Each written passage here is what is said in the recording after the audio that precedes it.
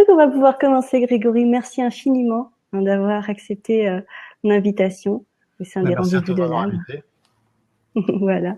Donc, visiblement, dans le public, beaucoup te connaissent déjà, puisque beaucoup ont déjà assisté à des séminaires, lu ton livre, donc La Symphonie de l'âme, et peut-être participer à des retraites, à des voyages que tu organises. Donc voilà. Et pour certaines personnes qui ne te connaissent pas, si tu peux dire un petit mot sur ton parcours, même si elles ont déjà pu voir que tu as un parcours vraiment atypique. Alors un petit mot, oui, Petit mot. un petit mot. Avant d'être dans ce que je fais aujourd'hui, c'est-à-dire cette, euh, ce temps de partage, comme tu l'as dit, sous forme de conférences, de livres, de séminaires, de voyages, de retraites, eh bien, j'ai partagé d'autres choses dans d'autres lieux, d'autres sphères, puisque j'ai servi pendant près de 18 ans dans la gendarmerie, les forces armées, un peu partout dans le monde, et donc été amené à côtoyer d'autres réalités, d'autres manifestations, d'autres types de créations, et puis donc à m'imprégner eh bien de différents types de vibrations, on va dire des plus denses aux plus subtiles, et puis à côtoyer des êtres qui eh bien m'ont montré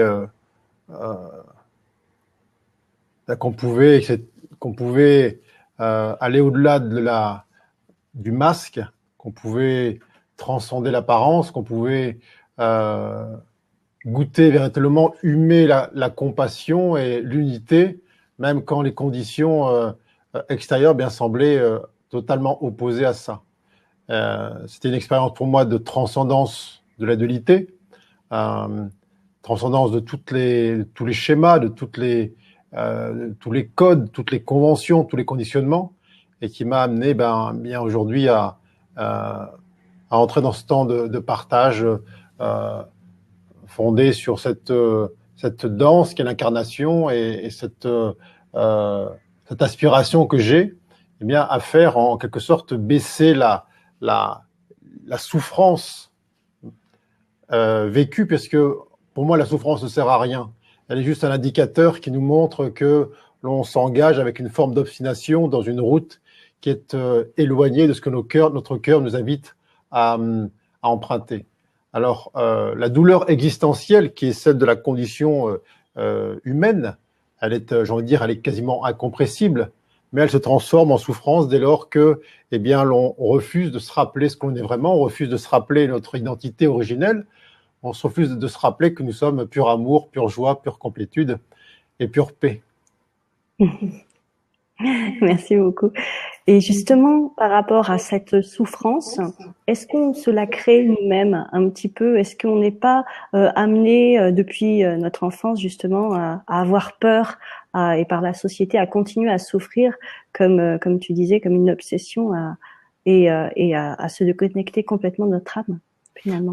C'est ça tout le jeu, le grand jeu de la conscience avec un C majuscule, c'est que la conscience, eh bien, crée en permanence des scénarios qui, eh bien, vont l'amener à faire l'expérience d'autre chose que ce qu'elle est vraiment.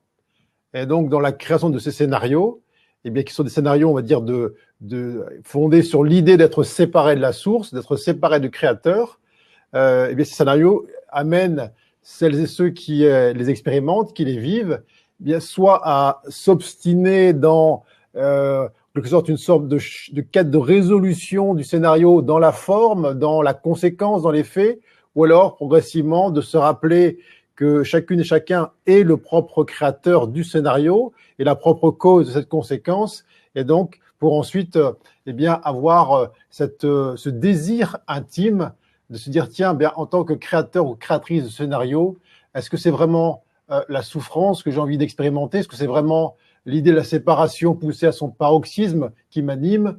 Ou c'est plutôt le désir de me rappeler vraiment ce que je suis, et ce faisant, d'inviter celles et ceux qui sont autour de moi, des plus près au plus loin, eh bien, à faire de même, c'est-à-dire non pas, on n'est pas là pour changer le monde, mais on est là pour se rappeler individuellement, collectivement, que ce monde est à l'image, résonne avec la vibration que nous-mêmes nous émettons, nous émanons. Et est-ce que justement cet oubli de qui on est, qu'on est la source, qu'on est tout amour, est-ce que c'est pas un choix de l'âme justement de vraiment s'incarner et s'imprégner totalement de la matière? Est-ce que c'est pas une première étape finalement, jusqu'à temps qu'on ait assez souffert et de se dire bah là c'est bon, je reviens à la maison? Bien sûr que c'est une décision, c'est un choix. Alors, j'aime à dire que seule l'ignorance de ce que nous sommes cherche à se réincarner.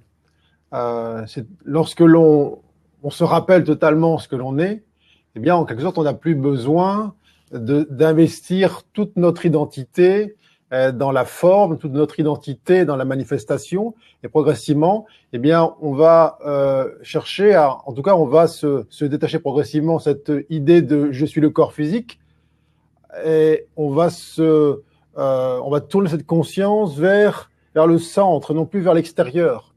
Alors, on peut se dire que cette expérience-là, eh bien, elle a lieu ici maintenant, mais il y a juste à observer autour de nous comment ça se passe, comment cela nous apparaît. Je pense qu'on a déjà tous et toutes, là, pour les êtres humains qui sont sur Terre ici présents, on a déjà tous expérimenté la dualité ou les extrêmes dans ce qu'il y a de plus intense, de plus lointain du centre. Je pense pas qu'on en soit encore au temps de l'expérience. Il nous faut encore découvrir la trahison, l'abandon, le rejet, cette notion d'injustice, d'impuissance, l'idée d'incapacité, d'humiliation. Je pense que vie après vie, après vie, après vie, on a déjà tous testé ce genre d'écueils qui sont liés à la croyance que l'autre est séparé de soi, l'autre a une intention différente de la nôtre, l'autre a un chemin qui serait opposé au nôtre. On est dans mon ressenti en tout cas, dans une époque. Alors quand je dis époque, c'est pas en termes de temps linéaire, c'est plutôt en termes on va dire de respiration cyclique.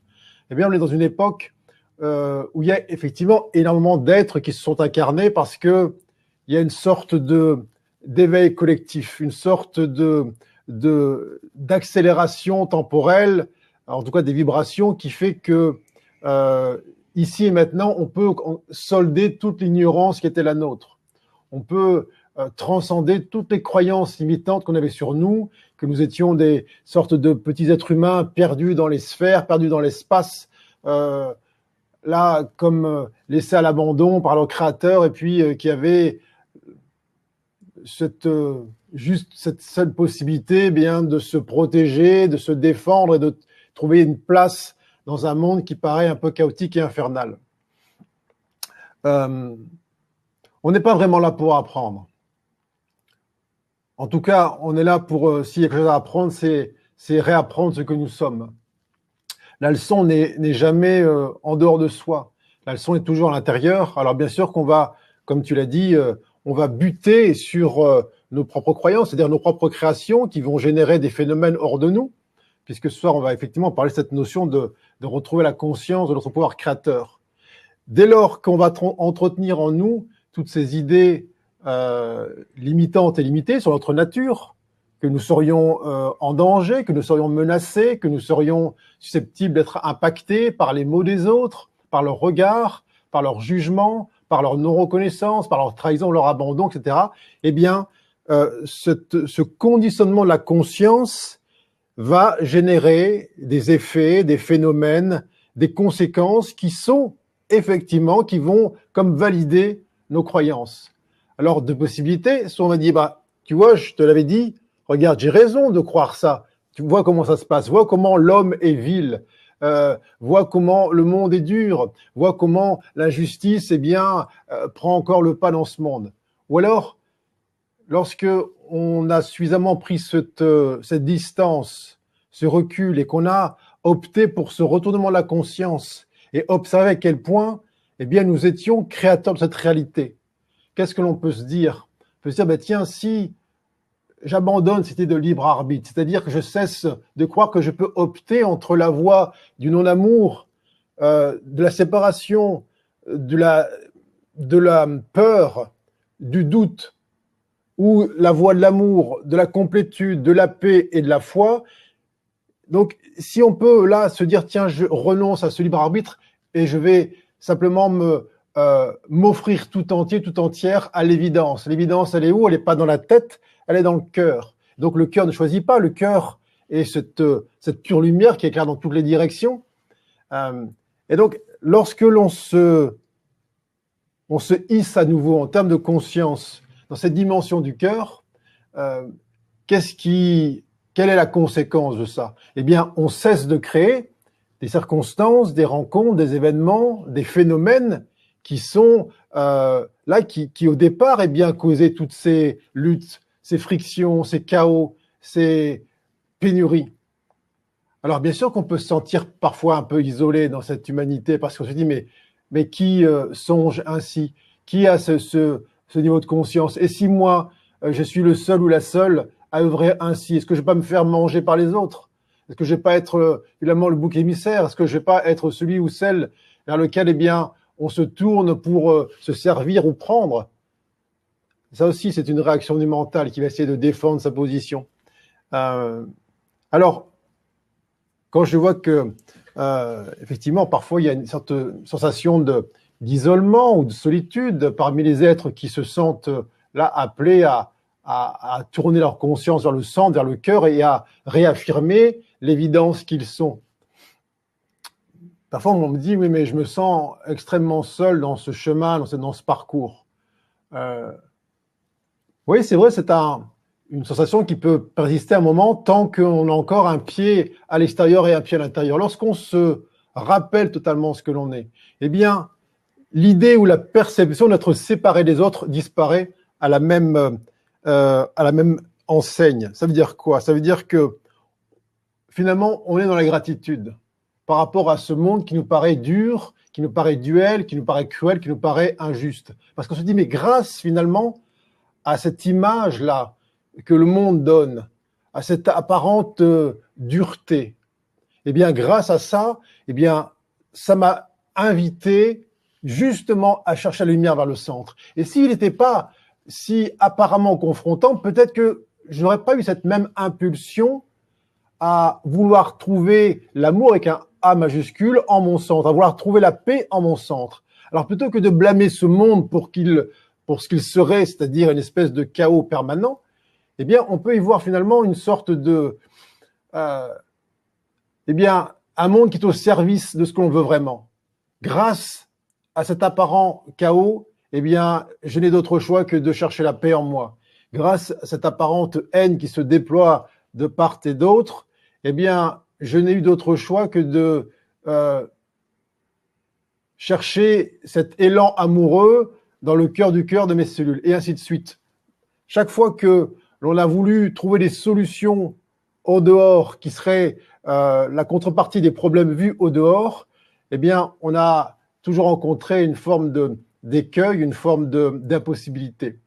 Alors, j'aime à dire qu'il est intéressant de demander à voir le monde, non pas à travers les yeux de la chair, mais à travers les yeux de l'un, à travers les yeux de l'univers, à travers les yeux du divin, qui n'est plus cette notion de dualité, de bien et de mal, de pour ou contre, de un tel a raison, un tel a tort, de cette injustice qui devrait disparaître au profit de ci, cela.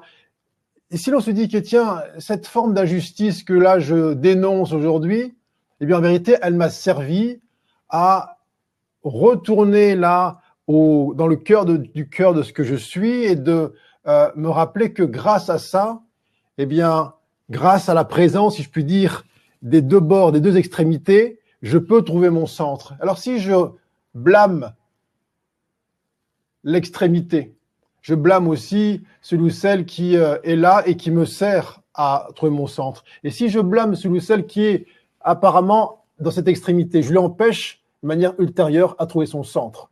Alors là, collectivement, on est dans un mouvement, on va dire, ascensionnel. On voit bien dans toutes les strates de la société, dans tous les domaines d'existence, on sent bien l'aspiration à se diriger vers autre chose. On sent bien qu'on a épuisé toutes les ressources extérieures s'agissant des pseudo-solutions qui apparaîtraient par miracle dans l'action. On sait bien que c'est plus dans le faire qu'on obtient quelque chose.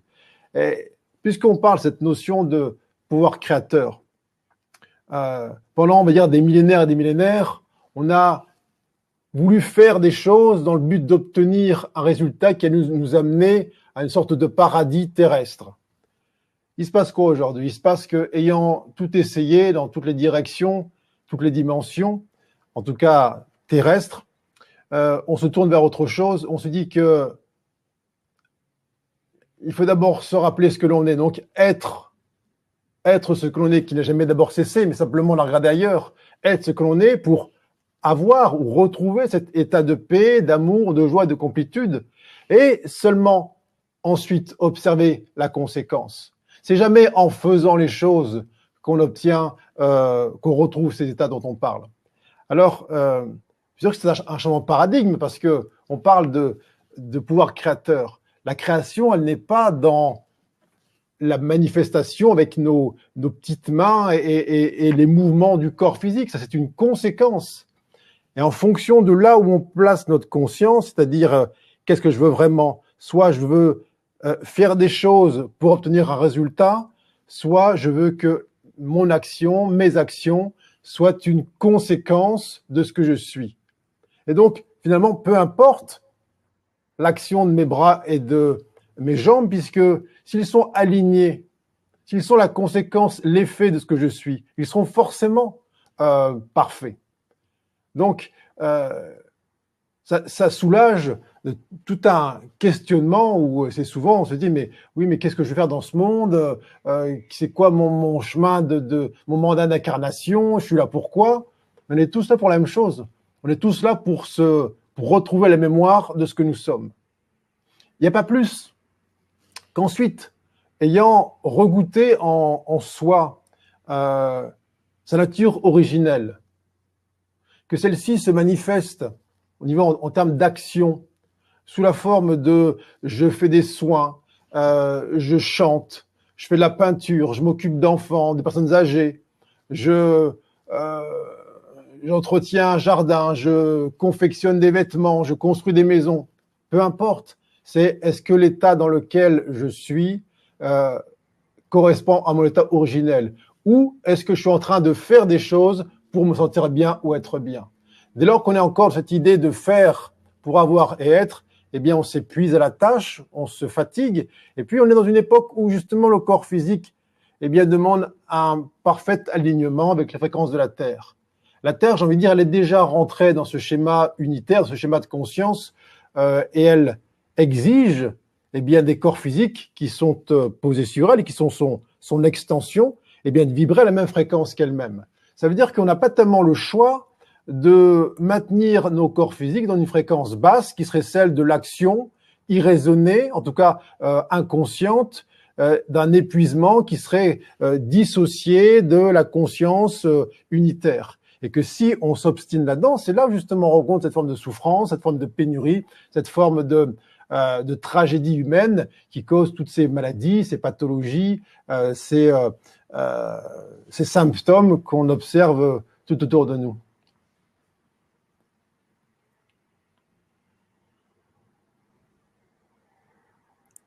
Merci beaucoup. C'est très très riche ce que tu apportes. Il y a énormément d'énergie et justement les personnes qui reviennent à leur cœur, qui sont dans la spiritualité, dans la conscience. Est-ce que tu penses que la relation avec le corps est importante aussi parce qu'il y a beaucoup de personnes dans la spiritualité qui s'envolent et qui oublient complètement leur corps et finalement cette énergie physique qui est très voilà, qu'on sent chez toi très forte aussi. Oui. Alors c'est là un peu le divin paradoxe, si je puis dire, c'est que à la fois il faut cesser de se prendre pour le corps physique, Parce que quand tu écoutes les conversations habituellement partagées, eh bien, dans 99% des cas, lorsque les gens disent je, ils parlent de leur corps physique et du mental qu'ils semblent actionner. Alors, dans ce divin paradoxe, c'est à la fois ce détachement du corps physique, c'est-à-dire ce je n'est pas le corps physique, mais en même temps, effectivement, dans ce mouvement de conscience, ce mouvement d'élévation, ce mouvement d'éveil, il y a bien l'inclusion du corps physique dans le processus d'élévation, d'ascension. Ça veut dire que, encore une fois, tout à l'heure, je parlais des expériences qu'on a déjà tous et toutes vécues, celle de l'illumination verticale, celle de l'ascèse, celle de la négation des besoins du corps physique en termes de nourriture, de douceur, de soins, de tout ce qu'on veut, elle est révolue. Ça veut dire que là, on est dans une époque de complétude où ça nous demande un véritable ancrage. C'est-à-dire, on est là pour spiritualiser la matière, et la matière n'est pas séparée de l'esprit. On a longtemps cru qu'il y avait la matière d'un côté et l'esprit de l'autre, et qu'il fallait porter un regard bien souvent là d'exclusion sur la matière qui serait la cause de tous les maux. Or, c'est précisément l'inverse. Il n'est pas question de s'envoler avec la conscience, il est question de se rappeler ce que l'on est et s'en rappeler jusque dans le tréfonds de notre création. Parce que qu'est-ce qu'on peut rappeler ce soir? Eh bien, on peut rappeler que le corps physique est une création de la conscience. C'est-à-dire que le corps physique qu'on voit dans la glace le matin, celui pour lequel on a pu se prendre pendant des années, est la création de notre conscience supérieure, pas notre intellect, notre conscience supérieure. Ça veut dire qu'il est parfait en soi. Il est parfait pourquoi? Il est parfait pour être l'écrin de la vie que nous sommes, l'écrin de la conscience que nous sommes, l'écrin de l'amour que nous sommes. Ça veut dire que si on oublie cet écrin-là, si on le nie dans ses besoins, dans sa perfection, eh bien, on oublie autant le diamant qu'il contient. Alors, quand je parle d'ancrage, c'est-à-dire qu'il y a là déjà, comme postulat initial, il y a une acceptation totale de la condition humaine. Donc, il y a l'acceptation totale, non pas d'être dans un corps physique, mais que le corps physique soit en nous. Le corps physique est au centre de ce que nous sommes. Et nous entourons à l'infini ce corps physique qui est comme une espèce de tête d'épingle au centre de notre réalité, au centre du soi. Et bien évidemment, puisque nous sommes incarnés, nous avons fait ce choix de venir animer cette matière pour la faire vibrer à une fréquence de l'unité, cet engagement de l'associer totalement dans le processus. C'est-à-dire qu'il y a là une acceptation de l'ensemble des ressentis, des perceptions qui traversent ce corps physique-là. Il y a une pleine conscience qui est installée dans le ici et maintenant, dans chacune des vibrations qu'il traverse, sans s'identifier, parce que nous sommes l'infini espace au cœur duquel ont lieu ces phénomènes. Alors, souvent, on se prend pour le phénomène en lui-même, on dit, je suis fatigué, je suis en colère, je suis malade, je suis triste, et donc, ce je suis qui est la pure conscience infinie, inaltérable et jamais menacée, se retrouve enfermé par la croyance, par donc le pouvoir créateur dans la matière elle-même, et donc elle perd totalement sa capacité à la transcender, elle perd totalement sa capacité à la spiritualiser, et ce faisant, à la rayonner autour. Puisque nous ne sommes pas séparés les uns des autres, ça veut dire que dès lors qu'on ancre ça dans notre réalité corporelle, c'est-à-dire que lorsque l'on s'en souvient et que l'on offre l'amour que l'on est à notre création, qui encore une fois, je le rappelle, est ce corps physique, on s'en rappelle pour tout le monde.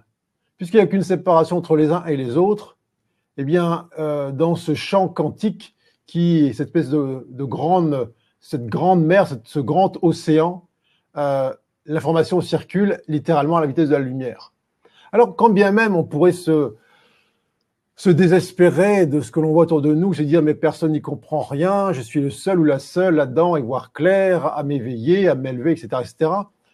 Si on voit le monde à travers les yeux de l'un et à travers les yeux de ce qui est un et la source, on voit à quel point il y a une résonance qui touche tous et toutes, dans toutes les strates, tous les domaines. On peut être dans tel ou tel costume, telle ou telle posture, ça ne change rien. Nul n'est étanche à cette vibration-là qui tue comme une sorte de déferlante et qui arrive sur ce monde. Mais encore une fois, puisqu'on parle effectivement de cette spiritualité ancrée, eh bien, il est question d'incarner dans notre matière cet état dont on parle, cet état d'amour, de paix, de joie et de complétude.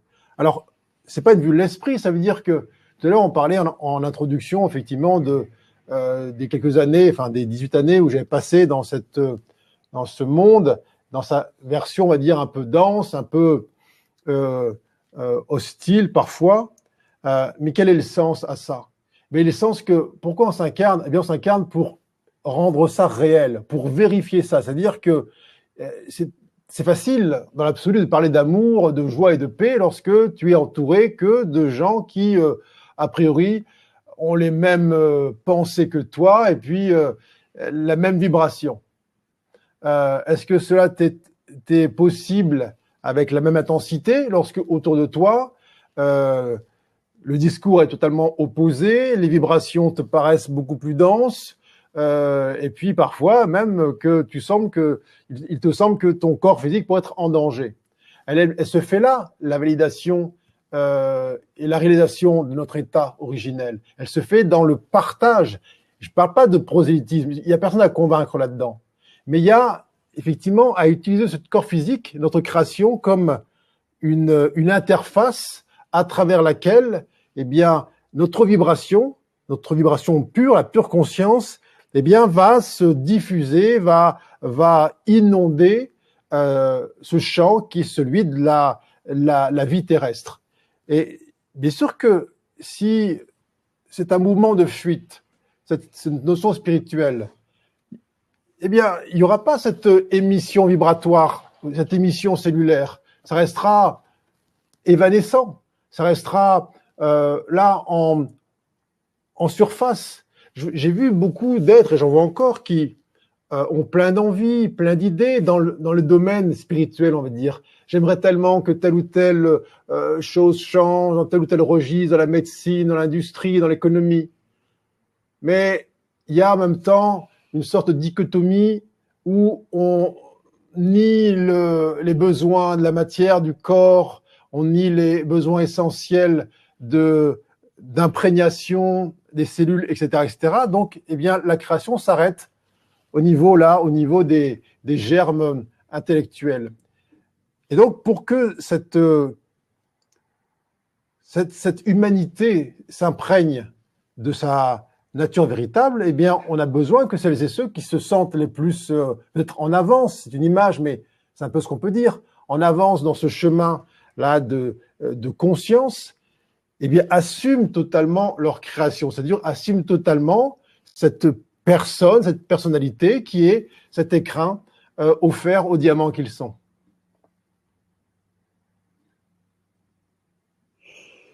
Il y a beaucoup de réactions justement dans le chat par rapport à ce que tu dis. Et je dirais que justement une personne qui se sent éveillée, seule un petit peu, avec l'impression que les autres s'en fichent complètement de la spiritualité, est-ce que justement ce n'est pas un leurre, dans le sens où c'est peut-être aussi le regard que l'on porte. Si l'on porte un regard de sentir que l'on est des éveillés et que les autres sont des ignorants, est-ce que ce n'est pas justement un leurre de l'ego, encore une fois? Mais évidemment que c'est un leurre, puisque tout est un, il n'y a que soi ici. Il n'y a qu'un seul esprit qui se manifeste sous une pluralité de corps physiques. Dès lors qu'on va pointer tel ou tel comme étant pas éveillé, comme étant opaque, obscur, étanche à toute forme de conscience ou de vague d'amour ou que sais-je, c'est toujours de ça qu'on parle. Est-ce que je suis capable ou pas de voir au-delà du masque, au-delà du voile? Dès lors que je vais faire peser sur quelqu'un ou quelqu'une l'idée que celui-ci ou celle-là, eh bien, n'avance pas, ne bouge pas, est figé. Je suis en train de nier la vie elle-même. La vie est mouvement et changement permanent. Et je suis en train de regarder celui ou celle que j'ai placé autour de moi, puisque nous créons notre décor, notre environnement, notre monde. Je suis en train de désigner celui ou celle que j'ai choisi pour me rappeler ce que je suis, c'est-à-dire ma nature essentielle. Là, je décide d'oublier moi-même. Lorsque je pointe quelqu'un en disant que celui-ci ou celle-là ne bouge pas et n'est pas éveillé, je parle de moi toujours. Il n'y a que soi ici. Tant qu'on n'est pas capable de voir que l'autre est à notre service en permanence, parce qu'il est issu de notre volonté de nous rappeler ce que nous sommes vraiment. Ça veut dire que autour de nous, bien sûr qu'on va attirer à nous des gens qui vont nous apparaître comme étant une sorte de contrepartie ou comme étant distants de nos aspirations. Mais ça sert à quoi? Ça sert à valider dans notre cœur cet élan amoureux. Encore une fois, quel intérêt d'aller éclairer le soleil avec une lampe torche? Aucun intérêt. Si on veut se rappeler ce que l'on est, c'est-à-dire qu'on est ces purs soleils, donc c'est ces amours universels qui éclairent dans toutes les directions sans condition, eh bien, ça invite à quoi? Ça invite à offrir la même présence, la même conscience à celui ou celle qu'on se dit être âme sœur ou âme jumelle ou frère d'âme ou tout ce qu'on veut, et aussi à celui qui va nous dire, mais non, ce que tu racontes, c'est totalement barré, ça n'a aucun sens, atterri, on revient aux réalités de la Terre. Le soleil, il fait quoi? Il éclaire autant le champ de maïs qui lui donne des belles plantes là, luxuriantes, et le désert, avec la même intensité, pas de différence. Mais l'ego, il fait quoi? Il éclaire là où il pense récupérer quelque chose, il pense récupérer une forme de reconnaissance. Alors, bien sûr que c'est toujours un leurre et un écueil d'une part de vouloir convaincre, c'est-à-dire qu'encore une fois, il n'y a pas d'attente là-dedans. Il n'y a pas d'attente et la seule chose qu'on ait à offrir, si je puis dire, à ce monde, c'est notre nature originelle, c'est-à-dire le souvenir de plus en plus complet, intense, plein que nous sommes pur amour. Et ce pur amour-là n'attend rien, il sait ce qu'il est. Il ne compte pas le temps. Souvent on me parle de oui, non mais voilà, j'accueille, mais en comptant le temps. J'accueille en comptant le temps et puis en essayant de mesurer les résultats. Donc c'est pas un accueil, c'est autre chose, c'est une négociation. C'est du marchandage, c'est du commerce. Alors, il n'y a rien de mal à ça, mais on peut plus le faire comme ça. C'est plus possible. Dès lors que l'on a vraiment tourné sa conscience vers le centre et que là, on commence à comprendre à quel point il n'y a pas de hasard. Ça veut dire que à chaque instant, à chaque seconde qui se déploie là, en nous, autour de nous, tout est absolument divinement orchestré. Ça veut dire que tout est parfaitement aligné pour que nous nous rappelions ce que nous sommes ou ce que nous voulons vraiment. Soit on choisit de dire, mais non, ce décor-là ne convient pas, il faut changer ça, ici il y a trop de ceci, trop de cela, là c'est pas normal, il y a trop d'injustice, ce que tu dis n'est pas valable, etc., n'est pas acceptable, et ainsi de suite. Et qu'est-ce qu'on fait ce faisant? Eh bien, on s'oublie, on se nie dans notre dimension créatrice. On oublie que nous sommes les créateurs, tous et toutes, de cet environnement. Alors, récemment, on a pu, là, assister à certaines prises de position, parce qu'il y a eu des choix apparents en politique. Alors, d'aucuns ont dit oui, espérons que ce ne soit pas elle qui passe, ou que ce soit lui qui soit au pouvoir, et ainsi de suite. Comme s'il y avait une différence. Ce que l'on voit autour de nous, à chaque instant, est déjà le passé. C'est une conséquence. Donc, peu importe la conséquence en tant que telle, c'est toujours se dire, si cela a lieu, c'est que c'est la conséquence d'une idée germe individuelle qui s'est agglutinée là et qui est devenue une idée germe collective. Alors, c'est jamais la solution dans un remplacement d'une conséquence par une autre. Ça, c'est encore un leurre. C'est jamais l'idée que si un tel pensait différemment, le père, la mère, le voisin, le compagnon, le collègue de travail, ce serait mieux, plus simple, etc. Non. C'est est-ce que je me souviens que je suis la cause de cette conséquence? Que je me souviens qu'il quel que soit ce qui est autour de moi, je ne suis pas là pour dire c'est bien ou mal, je suis là pour me reconnaître comme étant la cause de cet effet. Donc le créateur ou la créatrice de cela. Tant que je réfute ça, tant que je juge ce que je vois, tant que je rejette ce que je vois, aussi subtilement ça puisse être, parce que, bien évidemment, ce qu'on appelle l'ego spirituel, il va subtilement rejeter les choses devant lui, sous prétexte de préférence, de ceci, de cela. Mais c'est un rejet subtil qui est à chaque fois une non-reconnaissance de « je suis la cause de ce que je vois ». Non pas pour se blâmer ou se dire bah, « tiens, on va se flageller, je suis coupable de ça », etc. C'est une responsabilité qui est joyeuse. C'est-à-dire qu'elle doit nous inviter à toujours nous sentir en gratitude par rapport à ce qu'on voit.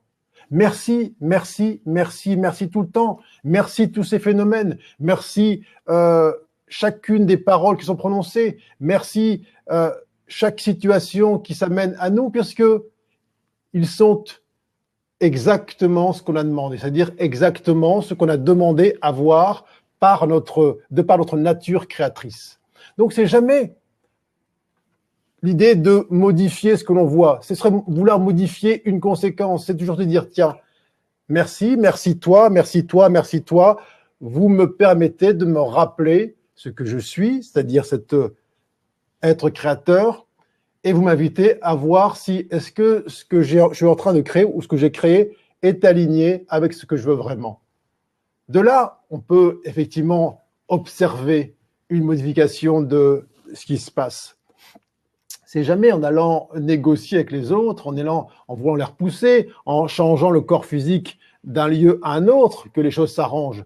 C'est lorsqu'on se dit, tiens, je suis au centre de ce monde, je suis au centre de mon monde, de mon univers, je suis un des créateurs parmi la multitude.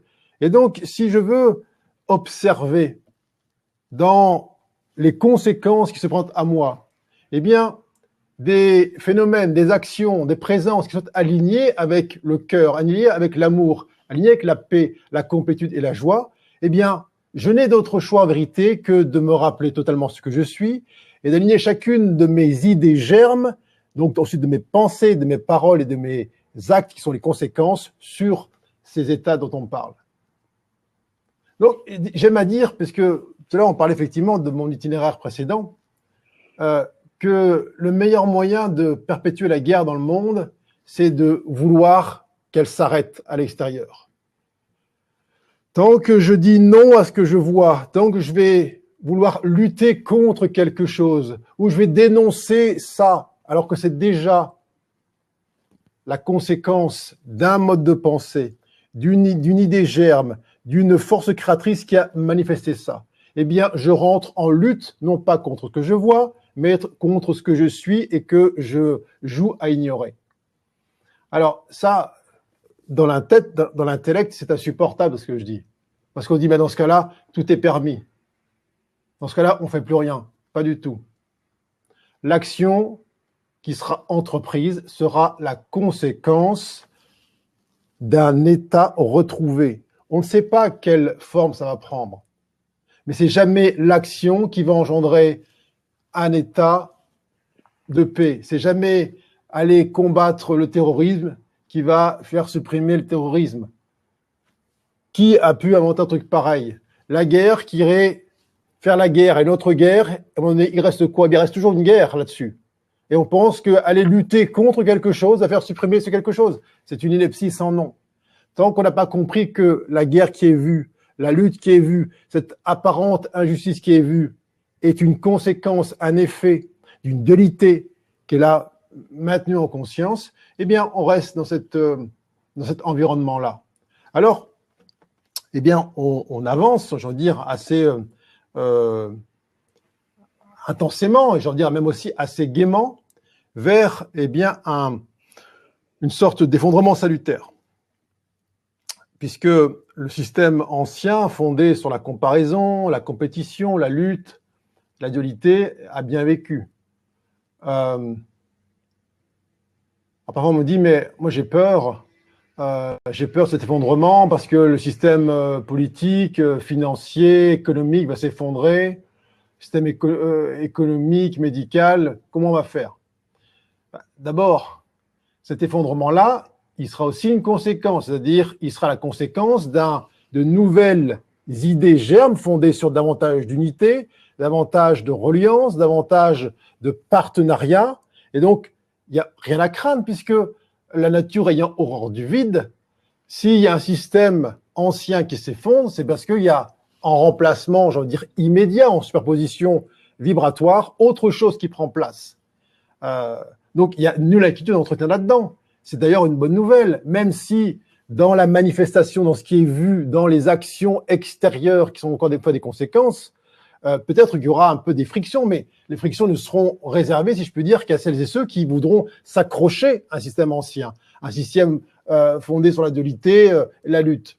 Mais si toi, dans ta conscience, tu sais que, eh bien, pour laisser place au neuf, il faut que l'ancien se retire, l'ancien se recule, qu'as-tu à craindre de ce mouvement-là? C'est un peu comme si on disait, bah, tiens, moi je suis... on t'apprendrait que, je sais pas, le système des machines à sous de Las Vegas, eh bien, ça va s'effondrer parce qu'il n'y a plus de financement pour ça. Bah, peut-être que tu me dirais, bah, si tu veux, moi, clairement, ce qui me concerne, ça me laisse de glace parce que c'est pas du tout là où je me mets à conscience, ça m'intéresse pas du tout, c'est pas là que je fais mon expérience. Mais c'est un peu la même chose.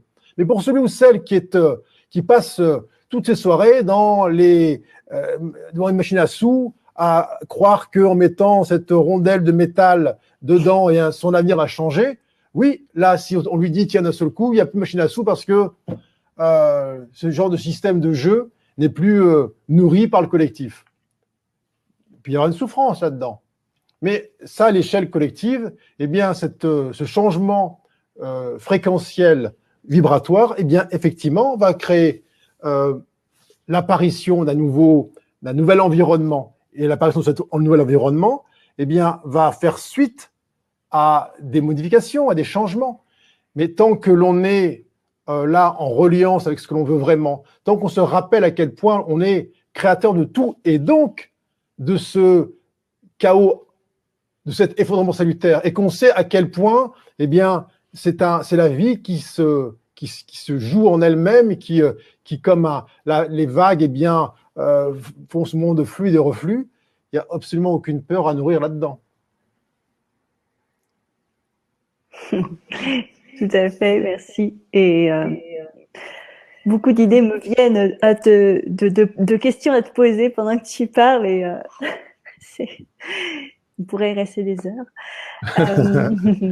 Et justement, au lieu de regarder ou de regarder et de se sentir ou lorsque l'on se sent affecté par justement ce qui se passe à l'extérieur, est-ce qu'on peut regarder justement à l'intérieur de soi et comment accueillir en amour ce que l'on n'aime pas chez soi? Est-ce qu'il y a un effet de miroir?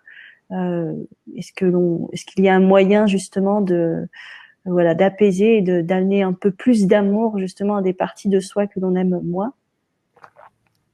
Alors, bien sûr, on va dire, on est tellement habitué lorsque on est observateur là de l'extérieur apparent, peu importe la forme que ça prenne, ça peut être sous la forme des informations qui sont diffusées au journal, un spectacle dans la rue, telle ou telle stimulation à laquelle on va assister. Eh bien, on peut être tenté de croire que c'est à cause de ce que l'on voit qu'on se sent mal à l'intérieur. On l'a dit, ce que l'on voit, c'est déjà le passé. C'est une conséquence d'une création collective.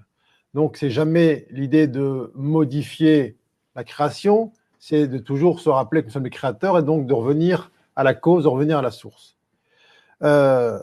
Pourquoi on crée ça? Effectivement, pour éclairer en nous, pointer en nous des espaces qui vont résonner, qui vont se manifester et qui vont nous inviter à dire est-ce que chaque espace de cette création, de cet écrin, est suffisamment éclairé pour accueillir le diamant que tu es. C'est là où l'œuvre alchimique débute. Soit je reste arc-bouté sur l'idée que non, on doit changer l'extérieur, faire disparaître le décor pour être bien dans cet écrin, soit on s'est dit, ok, stop, j'ai déjà tout essayé toutes les luttes, toutes les démarches, toutes les tentatives de sauver le monde. Maintenant, je vais retourner ma conscience dans le centre, toujours avec gratitude pour ce que ce monde nous montre, puisqu'il nous sert justement à aller éclairer en nous les espaces qu'il demande. Et puis, puisque tout à l'heure on parlait de ce temps d'accueil, l'accueil est là à ce moment précis. Qu'est-ce que je fais de ce que je sens en moi? Il n'y a plus le temps, il n'y a plus l'espace pour dire c'est à cause de toi que je me sens mal, c'est à cause de la crise que je suis triste, c'est à cause de l'épée de Damoclès de mon patron que j'ai peur. Non, ça c'est ce que j'ai mis en place, c'est ce que j'ai créé pour éclairer en moi tous les espaces qui se croient encore autre chose que pure joie, pure complétude, pur amour, pure paix, pure abondance. Merci, merci à tous, gratitude. Donc je vais déployer ma conscience, c'est-à-dire dire un grand oui, un oui massif à tout ce que je sens. Tous les inconforts qui sont pointés en moi, eh bien, je leur dis oui pour une fois. C'est-à-dire que je leur permets de prendre tout l'espace, toute la dimension, plus de compression. Comment je peux sentir une boule dans mon ventre? Comment je peux sentir un nœud dans ma gorge? Eh bien, je peux les sentir parce que c'est une énergie qui est compressée, compactée et que je maintiens figée à l'intérieur. Et bien, toute cette énergie figée en moi, qui va se manifester sous forme d'angoisse, de tristesse, de colère, de tout ce qu'on veut, eh bien, a besoin d'être accueillie, c'est-à-dire d'être enveloppé, embrassé dans ce que nous sommes. Et qu'est-ce que nous sommes? On est pur amour. Alors bien sûr qu'on a eu peur de la peur. On s'est dit, mais si je laisse grandir ça, qu'est-ce qui va se passer? Ça va me submerger, ça va me renverser. Parce qu'on s'est pris pour des petites personnes. Or, nous sommes à la fois les créateurs des personnes et les créateurs de nos perceptions. Ça veut dire qu'on n'est pas victime de tout ça. On n'est pas victime du nœud dans la gorge, on n'est pas victime de la boule dans le ventre. On est celles et ceux qui créent ces perceptions-là justement pour leur permettre la pleine expansion, pour leur permettre que, laissant la place à ce que nous sommes, eh bien, on va littéralement, dans ce cas-là, élever la fréquence de ce qui avant vibrait, on va dire, à bas niveau. Mais le piège il est souvent ici tendu, c'est-à-dire qu'on va se dire, tiens, je me sens mal. Mais non, tu ne te sens pas mal. Tu sens bien ce que tu as demandé à sentir. Là, il y a un changement de paradigme. Parce que rien que dans mon verbe, je cesse de dire je me sens mal. Je cesse de juger la perception que j'ai précisément demandé à sentir. Je cesse de juger celui ou celle qui serait potentiellement à l'origine de ça. Non, tout ça maintenant gratitude et auto-reconnaissance que c'est ce que je suis qui a demandé à sentir ça. Peu importe la perception, peu importe la sensation, c'est ce que j'ai demandé à entendre, à percevoir, à ressentir. Donc la gratitude, et cette gratitude-là est l'inverse du non, l'inverse du j'aime pas, l'inverse du je ne veux pas. Et cette gratitude, à la place de mettre des barrières, mettre des strates, mettre des couches, eh bien, ouvre, ouvre, ouvre, ouvre. Et rien n'est plus puissant que la lumière que nous sommes. Cette lumière-là, elle brûle, dissout, transmute, alchimise tout ce qui est moins que lumière. C'est-à-dire, quand j'ai lumière, c'est-à-dire pur amour. C'est toutes ces croyances qui sont là, restées figées et qui nous sont montrées jusque dans le corps physique, et cette espèce de haut-parleur, d'interface de la conscience supérieure, de l'intelligence supérieure, elles nous sont montrées dans la matière. Alors, si on croit qu'on a encore le choix de les maintenir là, sous cloche, tout à l'heure on a dit que la Terre élevait ses fréquences, c'est-à-dire que toutes les poches de résistance qui sont encore comme enfouies dans la croûte remontent à la surface, générant toutes sortes de cataclysmes et de phénomènes en surface.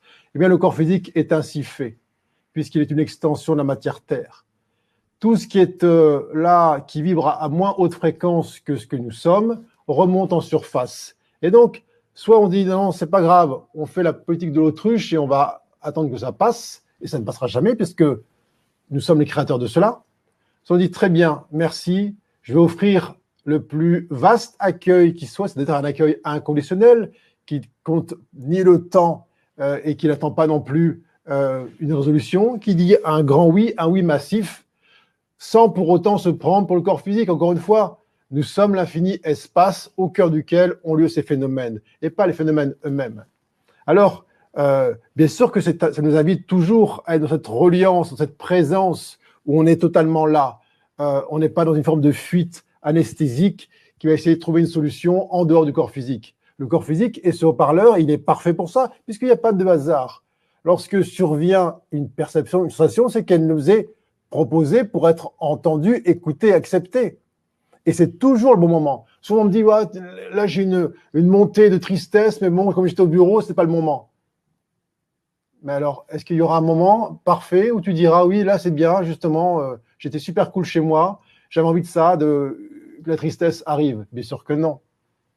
On est OK avec le fait qu'il n'y ait pas de hasard, mais lorsque survient cette sensation, cette perception, eh bien on n'en veut pas, on lui dit non.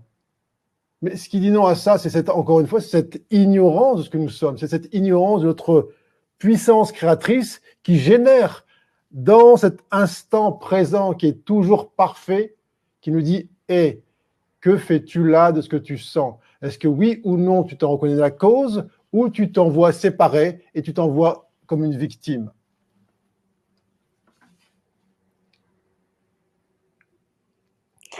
Et justement, lorsque l'on est dans ces moments où l'on est vraiment en prise avec les parties les plus sombres de soi-même que l'on ne veut absolument pas voir, mais qui sont quand même là, qui se manifestent peut-être sous forme d'émotions, de colère vraiment très dense comme ça. Est-ce que le moyen justement d'accueillir ce moment, et c'est vraiment à ce moment-là où on a vraiment besoin de laisser passer la lumière, mais c'est le moment où on peut le moins, puisqu'on est vraiment attrapé avec ses émotions et ses peurs. Est-ce que la respiration est un moyen de dire oui, j'accueille, je laisse l'espace et je réactive? C'est vraiment une réaction, enfin une action physique que l'on peut faire dans ces moments-là. Alors, il y a mille moyens, mille méthodes.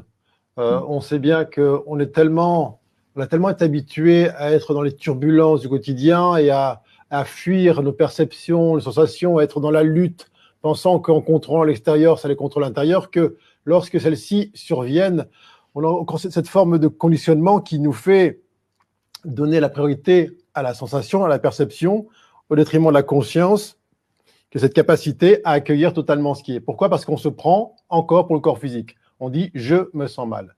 C'est quoi la conséquence de dire « je me sens mal » ou « je me sens ou je suis mal, je suis triste », etc. C'est qu'on enferme notre pouvoir créateur dans le corps physique. Et le corps physique lui-même, en tant que entité là, il n'a pas le pouvoir d'accueillir. Il ne peut pas être à la fois celui qui envoie la vibration et celui qui la libère. Seule la conscience a ce pouvoir-là.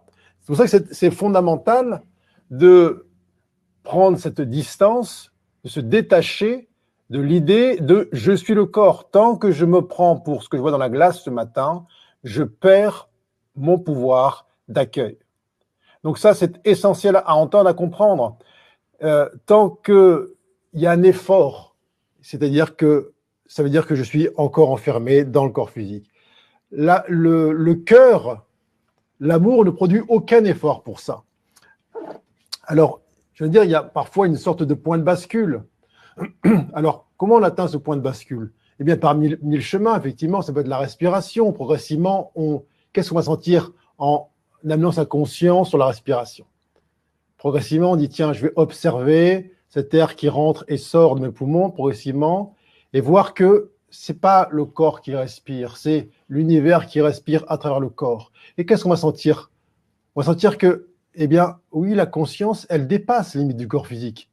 Et donc, ce jeu, JE, qui était identifié là aux limites du corps physique, commence à prendre de plus en plus d'espace, de plus en plus d'ampleur.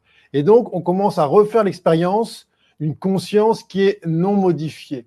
Souvent, on parle d'état de conscience modifié comme étant cet état de conscience où on est un peu ouvert. Non, l'état de conscience modifié, c'est celui qui enferme la conscience elle-même dans le corps physique. Ça, c'est une conscience qui est modifiée. Lorsque la conscience n'est pas modifiée, elle est libérée de la prison mentale de « je suis le corps physique ». Et donc, que ce soit par la méditation, la respiration, l'observation, lorsqu'effectivement les temps sont calmes, de cette présence que l'on est qui dépasse de loin, je veux dire à l'infini, les limites du corps physique, eh bien, on réapprend en quelque sorte, ou on désapprend nos croyances qui étaient celles de je suis le corps physique, et on réapprend à occuper tout l'espace qui est le nôtre. Ça veut dire quoi en conséquence? C'est que on refait l'expérience de je suis l'infini espace au cœur duquel ont lieu ces phénomènes. Et lorsque survient ce phénomène, cette boule dans le ventre, ce nœud dans la gorge, cet écrasement, ces pleurs, eh bien, c'est vu comme simplement un phénomène, un épiphénomène au cœur d'un infini espace. Et donc, si je suis l'infini espace, est-ce que je suis embêté, chahuté, arrêté, écrasé par ce phénomène? Bien sûr que non. Est-ce que le ciel se plaint qu'au-dessus de Strasbourg, il pleuve? Est-ce que le ciel se plaint qu'au-dessus de Mexico, il y a un ouragan? Non, je suis cet infini espace au cœur duquel il y a des phénomènes. Mais nous, on se prend pour le nuage, on se prend pour la pluie, on se prend pour l'éclair lui-même. Et effectivement, dès lors qu'on s'enferme cette notion rétractée, contractée, on perd notre pouvoir alchimique.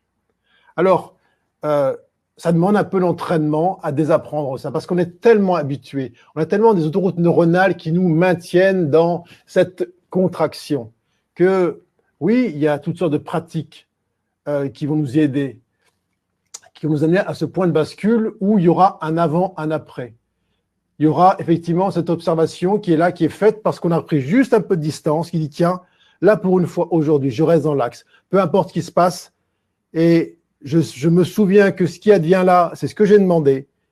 Et donc, je me souviens de ce que je suis.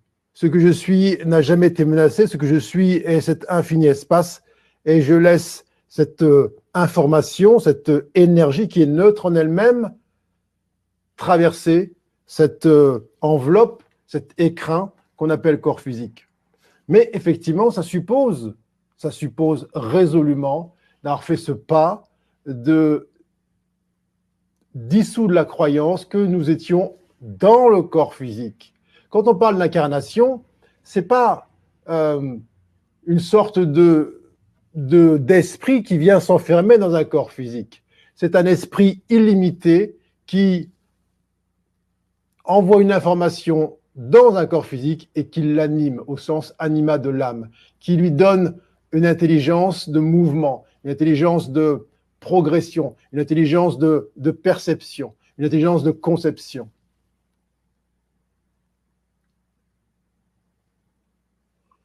Je lis en même temps le chat qui défile et à la fin, on prendra un temps peut-être pour partager ou peut-être répondre à certaines questions.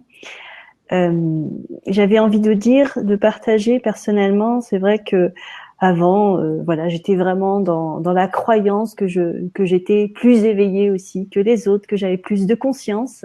Et en fait, plus j'avance en moi, plus j'accueille vraiment l'amour et le fait d'être tout amour, plus je me rends compte de mon ignorance et plus aussi je me rends compte, et ce qui est douloureux, c'est de sortir en lumière justement toutes ces fois où j'ai été ma propre terroriste, ma propre la propre guerrière contre moi-même, la propre personne qui ait fait autant de mal et de revenir et d'accueillir l'amour. Donc c'est sûr, les sensations elles sont pas agréables du tout, surtout qu'en ce moment ça bouge beaucoup. Mais de prendre ce temps-là et d'accueillir la libération est absolument extraordinaire. Mais il faut vraiment passer par un moment où c'est, on va dire, où c'est chaud au niveau des sensations. En même temps, je veux dire, la bonne nouvelle, c'est qu'il n'y a pas de retour en arrière possible. C'est un peu comme une souris qui sortirait de son trou et qui, lorsqu'elle sort de son trou, eh bien, respire à nouveau et puis arrête de croire qu'elle est une petite souris, elle reprend une dimension, elle devient comme la taille d'un lapin. Eh bien, elle ne peut pas ensuite rentrer à nouveau dans son trou de souris où là, elle était dans l'obscurité, maintenue par la peur et les croyances. Donc, même si la sortie là du trou de souris nous semble un peu périlleuse parce qu'on ne sait pas comment ça se passait, et ainsi de suite, c'est un peu l'inconnu.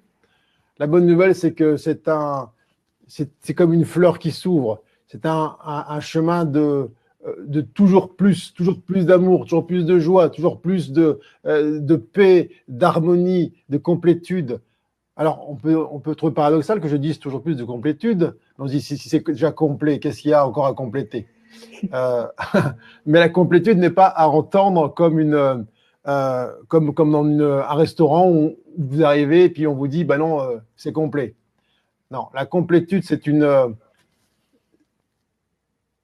le mouvement de la conscience qui est complètement orienté vers ce qu'elle est, c'est-à-dire complètement orienté vers sa source d'amour, de paix, de joie, d'harmonie. Et cette complète orientation, ce complet mouvement de la conscience en action, eh bien, est infini. Donc, c'est ça qu'on appelle la complétude. Donc, c'est une complétude qui est, lorsqu'elle est réalisée, eh bien, elle continue de s'expandre. C'est en ça que il faut entendre la complétude. Et tout à l'heure, tu disais effectivement que, oui, l'accueil de toutes ces parties qui ont été niées, occultées ou mises à l'écart pendant des années, lorsqu'elles sont de nouveau mises en lumière, bien, oui, on les sent passer. Mais c'est un peu comme si tu étais une sorte de mère, et puis tu tends un peu l'oreille et tu perçois que là, depuis la chambre centrale où tu es, il y a plein de chambres périphériques dans la maison où il y a des petits-enfants qui pleurent au loin. Alors, tu dis, bah, là maintenant, j'ai décidé de vraiment ouvrir mon cœur et les accueillir. Alors, tu vas te diriger avec ta conscience vers ces pièces périphériques où il y a ces petits-enfants qui pleurent. Alors, lorsque tu approches ces pièces-là, eh bien, tu commences à entendre le cri qui grandit de plus en plus, de plus en plus. Alors, effectivement, on a l'impression que ça augmente. On a l'impression que c'est, oh là, quand je me penche vers ce qui en moi est inconfortable, ça grandit, ça fait, c'est inconfortable. Mais qu'est-ce qui se passe en vérité? Il se passe que plus tu t'approches ce petit enfant qui était dans la pièce périphérique, eh bien, plus il sent ta présence, plus ta présence, oui, il va hurler pour être sûr que tu ne le lâches pas. Hein? Et lorsque tu le prends contre toi, contre ton cœur, et que tu le ramènes au centre, la chambre principale, il se passe quoi? Oui, tu entends très, très bien, distinctement dans ton oreille, ce qu'il a à te dire. Et puis, sentant l'amour que tu déploies, sentant la présence aimante, chaleureuse du cœur, il s'apaise. Et tu sais très bien que sans ça, eh bien, il continuera à hurler. Et même si tu dis, oui, c'est à cause du voisin qui a fait du bruit, est-ce que c'est le voisin qui va régler le problème? Est-ce que c'est le voisin qui va aller consoler cet enfant-là? Jamais. Aussi aimant soit-il, aucun être au monde ne pourra aimer cet enfant-là à ta place. Et ça, c'est à réaliser pour chacune des parties qui nous sont là montrées en permanence, jour après jour, et qui demandent une seule chose, que notre cœur, notre conscience aille prêter la plus grande des attentions, la plus grande des présences, la plus aimante des présences à tous ces signaux là qui remontent à travers ce corps physique, ce haut-parleur de l'âme, pour que nous, là où il y avait deux, qu'on fasse un à l'intérieur. Et ce monde entier, il sert à ça. Tout ce que l'on va créer autour de nous, ce sont que des stimulations, ce sont que des gens qui vont lui dire, hé, prends soin de cette partie de toi là-bas qui aspire à l'amour, qui aspire à la paix, qui aspire à la joie. Que fais-tu de ça?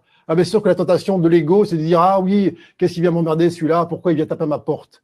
Eh bien, pourquoi il est là? Parce qu'il n'y a pas de hasard et que tu l'as créé spécifiquement pour ça, pour qu'il vienne te rappeler ce que tu es. Et elle est où la joie là-dedans? Elle est que, merci, gratitude. D'une part, j'ai demandé à percevoir ce son-là de cette petite enfant. J'ai demandé que l'autre vienne avec son doigt pointer la présence de ce petit enfant. Et que je sais que si j'ouvre mon cœur, que je prends cet enfant contre mon cœur et que je laisse l'amour que je suis traverser, eh bien celui ou celle qui venait habituellement taper à la porte, il pourra enfin passer à autre chose. Et plus chacun, on s'occupera de nos bébés qui pleurent, et plus ça aura un impact positif sur le monde. Ben oui, c'est ainsi qu'on change le monde. Là, on incarne véritablement ce qu'on aspire à voir se manifester autour de nous. Tout en accueillant les créations passées que l'on a aussi sans aucune forme de son coupable. Hein. Parce que c'est tellement facile de regarder dans le rétroviseur et de dire « j'aurais pas dû » ou « j'aurais dû ». Mais qui dit ça? C'est celui ou celle qu'on est aujourd'hui. Chaque fois que tu fais les choses dans l'instant présent, quoi qu'il en soit, tu fais toujours du mieux que tu peux. Tu dis pas, tiens, volontairement, je vais me priver de liberté, je vais me priver de la joie, de la paix, etc. Tu fais des choix en fonction de ton niveau de conscience, des croyances qui vont entraîner des conséquences. Mais ces conséquences-là, elles sont la résultante de ce que t'as demandé à vivre. Donc, il n'y a jamais celui ou celle que tu es plus tard, ultérieurement, qui peut porter un avis de valeur, un avis de ça n'aurait pas dû être ou ceci, cela. C'est juste dire, tiens, merci, cela m'enseigne ce que je veux vraiment. Cela m'enseigne, eh bien, à m'aimer davantage. Cela m'enseigne à être en gratitude. Il y a toutes celles et ceux qui ont été les co-créateurs, les co-acteurs de cette création-là. Merci. On a déjà passé plus d'une heure ensemble. Alors, est-ce que tu veux dire une dernière chose avant qu'on prenne peut-être une ou deux questions Non, mais je prends les questions, c'est très bien. On prend les questions. Alors en fait, c'est très drôle parce que dans le chat, il y a différentes réactions par rapport à ce qui est dit. Il y a beaucoup de choses là. Vous avez vraiment reçu énormément de choses et pour certaines personnes, visiblement, c'est trop. Donc voilà, et pour d'autres, c'est des explosions de joie et de gratitude. Donc voilà, chacun encore une fois ressent et accueille là où il en est et voilà, comme tu le rappelais tout à l'heure, c'est. Ah, tu vois, là c'est intéressant. Tu dis le trop. Le trop est une vue là du mental. C'est-à-dire que peu importe ce qui se passe, tu vas assister à quelque chose, un décor, une scène, une présence, et la tête va dire non, là c'est trop. Alors que quoi? Qu'est-ce que tu vois? Qu'est-ce que tu entends? Tu as demandé précisément à voir, à entendre, à percevoir ce qu'il y a devant toi. Et donc, tu as créé ça. Tu crées les mots, tu crées le son, tu crées la vibration. La tête dit non, c'est trop. C'est trop, je ne peux pas entendre ça. Alors que c'est ta propre création. Si tu veux, là, dans ce qui se passe dans notre échange, moi, je n'amène rien. Je suis rien en tant que tel. Je suis que la conséquence d'une aspiration collective. Je suis ce que, là, l'égrégore qui est formé crée pour se rappeler chacun mutuellement et collectivement ce qu'il est ou ce qu'elle est. Donc, la croyance de dire, tiens, là, il y a trop d'un coup, c'est, encore une fois, croire que, ben non, moi, je n'ai pas voulu ça, c'est trop. Je suis victime d'un élément extérieur, d'un raz-de-marée que je n'ai pas demandé, et ce que j'ai demandé en vérité, c'est moins que ça. Sauf que si c'est devant toi, c'est que bien évidemment tu l'as demandé. En plus de ça, on n'a vraiment rien préparé. Mais certainement. Vraiment. Rien ne peut être prémédité là-dedans. Tout à fait. Alors, Emmanuel qui demande qui nous a mis dans le marasme de ces mémoires, Grégory. Nous-mêmes. Oui. C'est ce choix qu'on a fait de jouer ce jeu de l'oubli collectivement pour mieux s'en rappeler ensuite. Alors, comme je disais tout à l'heure, on est dans une fin de cycle où là, en tout cas, j'imagine que pour toutes celles et ceux qui sont ce soir là en train d'écouter ça, il y a une vraie aspiration à sortir de ce marasme-là, c'est-à-dire à sortir cet oubli qui est, en tout cas de mon observation, qui est générateur de souffrance. Et on n'a pas besoin de la souffrance pour sortir de ce marasme. On n'a pas besoin de la souffrance pour s'élever en conscience. La souffrance est juste une information, un signal qui nous dit là, tu perdures depuis trop longtemps dans un espace, une dimension qui est éloignée de ce que tu veux vraiment. Il y a Géraldine qui demande, mais alors, si l'on doit t'accepter quand on se sent mal, c'est pour ensuite aller vers les moments où l'on se sent bien, qui correspondent à ce que nous aimons et que nous avons oublié. Oui, je veux dire, on est naturellement des êtres en expansion, on est naturellement des êtres libres, on est naturellement des êtres qui goûtons la paix et la joie. Il n'y a aucune plus-value, il n'y a aucun intérêt à sentir une pesanteur, une densité, une lourdeur existentielle. Ce n'est pas du tout un signe oui, c'est normal parce que il faut en baver, parce qu'on n'a rien sans mal. Tout ça, c'est des croyances qui nous limitent. C'est nous qui créons ce chemin, c'est nous qui créons la durée. C'est vrai qu'effectivement, on l'a dit, hein, pour que cesse en nous ce brouhaha, pour que cesse en nous cette guérilla intérieure, eh bien, on a besoin, au moins dans un premier temps, de la reconnaître comme étant là intrinsèque, c'est-à-dire que reconnaître que ce que l'on peut voir autour de nous comme conséquence, eh bien, nous en sommes les causes, pas pour, encore une fois, s'en sentir coupable et s'en blâmer, mais pour se dire que nous avons tout pouvoir pour solder là ce spectacle extérieur par eh bien, une illumination consciente, déterminée, disciplinée dans chacune des dissonances qui remontent en surface ou qui nous sont pointées en permanence par les uns et les autres, qui sont les partenaires, les co-créateurs de ce mouvement d'ascension, on est tous mutuellement les uns pour les autres au service. Alors, il y avait une question de Cécile que j'ai perdue. C'était justement par rapport à vraiment un cas concret comme les élections. C'était, mais à ce moment-là, est-ce qu'il faut rester, voilà, est-ce qu'il faut pas voter, ou je sais plus ce que tu disais, Cécile, je suis désolée, j'essaie de retrouver ta question. Ne pas bouger, ou voilà, comment? Bon, les élections, c'est déjà le passé. Ouais. C'est-à-dire que l'émergence de tel ou tel, c'est déjà la conséquence d'un choix qui est un choix partisan, un choix duel. C'est pas l'histoire de est-ce qu'il faut voter ou pas, chacun fait ce qu'il veut dans l'absolu. C'est tant que je crois que un tel ou une telle, par rapport à tel autre, parce qu'il va gagner par rapport à tel autre, qu'il aura plus raison que tel autre, eh bien, va changer les choses, va apporter une solution, je me leurre.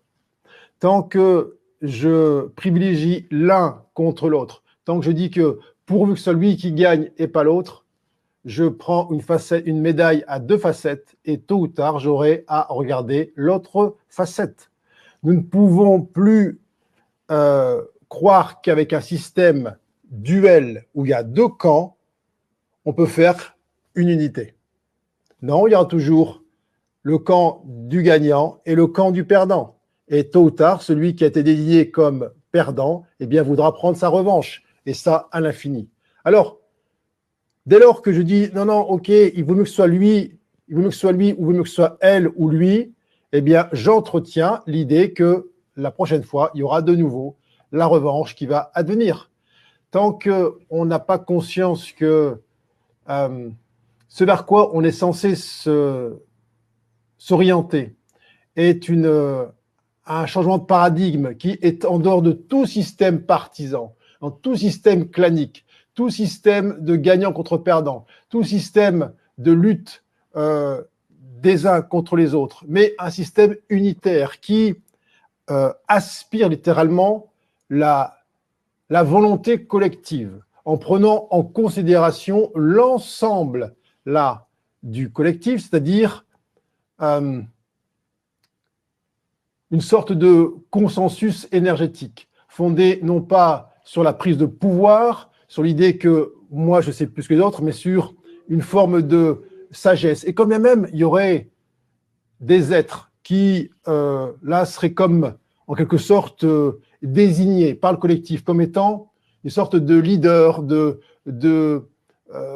guide, peu importe le nom qu'on va mettre dessus, eh bien, on sait qu'ils ne sont pas l'un mieux que l'autre ou contre l'autre, mais qu'ils sont la parfaite émanation d'une intention collective et unitaire. Et que ça ne souffre aucunement la moindre contestation, puisque on censé être le créateur parfait et unitaire. Et j'aimerais aussi dire que dans ce qui m'est donné de voir, dans les prochains temps, les prochaines ères, ce ne seront plus un homme ou une femme qui seront là portés, on va dire, dans ce cénacle de sagesse et qui auront une forme qui donneront une forme d'impulsion à un collectif, mais ce sera plutôt un couple. Mmh. Et en fait, l'idée qui était aussi derrière la question de Cécile, c'était vraiment, c'est important, je pense que d'y revenir par rapport à la vie quotidienne de chacun, c'est vraiment à ce moment-là, doit-on rester là où on est et attendre de voir ce qui advient, puisqu'on est nos propres créateurs? Faut-il abandonner tout projet Il n'y a pas d'attente, en fait. Il n'y a Mm. pas d'attente dans le sens où, tout à l'heure, on l'a dit en début, chacun accomplit l'action que son cœur lui dicte.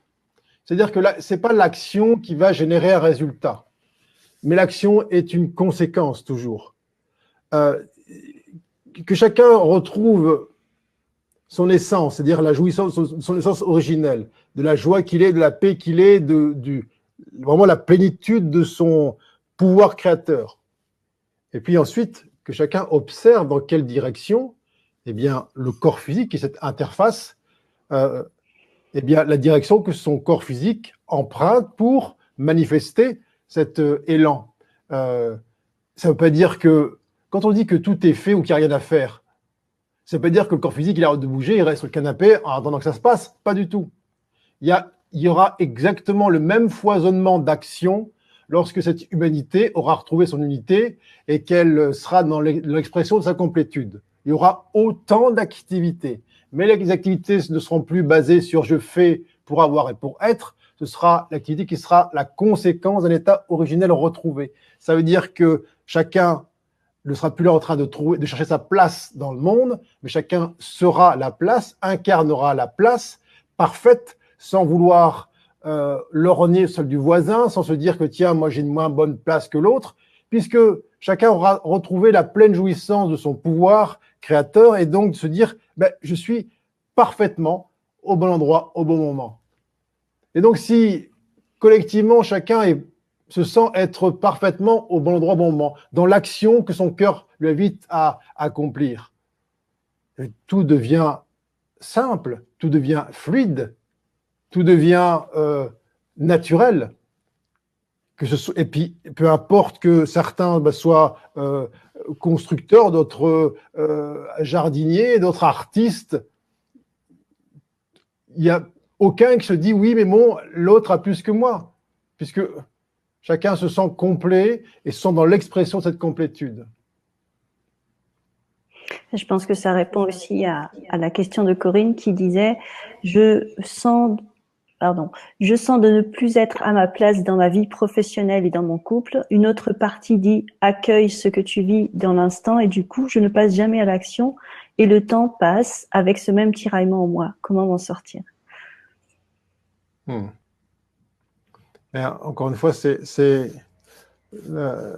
l'attente de passer à l'action, elle est toujours liée à la conscience est encore dans la croyance qu'il y a des choses à faire dehors pour obtenir quelque chose. Il y a une vraie découverte de ce qui se passe dans l'instant présent. Bien sûr qu'on peut planifier des choses, en tout cas avoir l'impression qu'on planifie des choses, qu'on a des projets, etc. Mais en vérité, on est au service de la vie. Ça veut dire que, toi, tout à l'heure, tu le disais, nous, là, pour cette rencontre ce soir, on n'a absolument rien planifié, on ne sait pas ce qu'on allait dire. C'est un peu la même chose. C'est l'état dans lequel on est qui fait que tel ou tel type de discussion, tel ou tel type de mots sortent de nos bouches. L'action, elle est là, peu importe où ça se passe et quand ça se passe.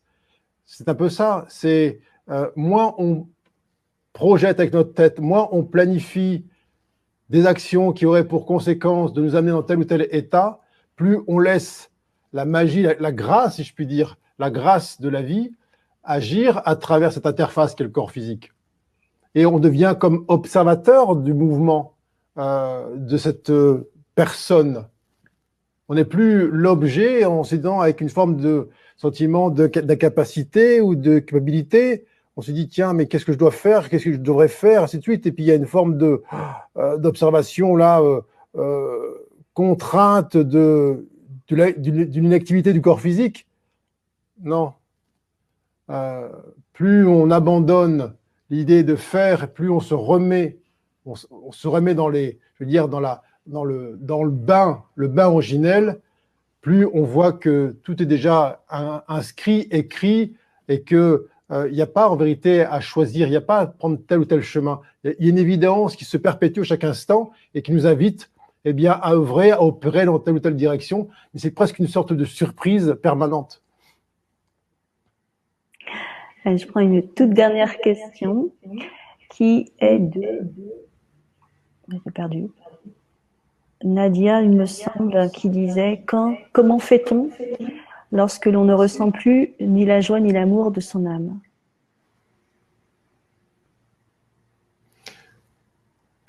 Là, ce qui est dit là ne peut être dit que par un espace qui sait ce que c'est.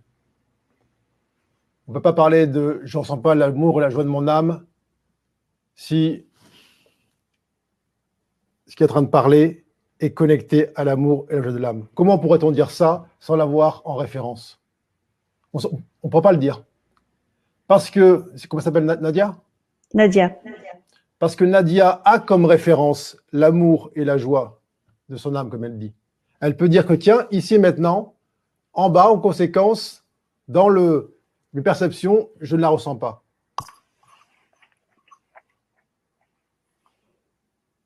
Ça veut dire que là où elle est totalement connectée à l'amour, à la joie. C'est comme si on avait grandi dans une pièce toute noire. On n'avait jamais vu la lumière. Et puis on disait, tu vois, là où je suis, c'est terrible, je ne vois pas la lumière. Mais tu ne peux le dire que parce que tu as le souvenir de ce qu'est la lumière. Si ta seule référence, c'est le noir, tu n'as pas de commentaire à faire. Tu dis, c'est bien, c'est comme ça. Il n'y a rien à dire. C'est. Là, pour Nadia, eh bien, elle doit se rappeler que si elle est capable de dire qu'elle ne la ressent pas dans la pièce noire, là où elle est, l'amour et la joie, c'est parce qu'elle a en souvenir la lumière qu'elle porte. Alors, soit elle continue à regarder vers la pièce noire, soit elle se dit, ok, stop, j'arrête de me prendre pour le corps physique, qui effectivement, en tant que conséquence, en tant que dernier maillon de la chaîne, eh bien, il n'est pas encore infusé par cette joie et cet amour. Mais qu'est-ce que je suis vraiment? Est-ce que je suis le corps physique? Non. Je prends cette hauteur de plus en plus. Alors, on l'a dit, il y a plein de techniques pour sortir un peu de l'enfermement du corps physique, la respiration, la méditation, et qu'elle puisse sentir de plus en plus qu'elle n'est pas enfermée dans cet espace qui lui semble privé de joie et d'amour, et qu'elle se reconnecte de plus en plus à cette référence qui est la sienne et qui lui permet justement ce soir de nous dire qu'elle ne la sent pas dans son corps physique. Merci beaucoup, merci infiniment Grégory pour toutes ces choses qui vont nous accompagner encore pendant quelques temps. Hein, on va laisser infuser toute cette belle énergie. Merci à toutes, merci à tous d'avoir été présentes et présents, d'avoir partagé ce moment magnifique avec nous.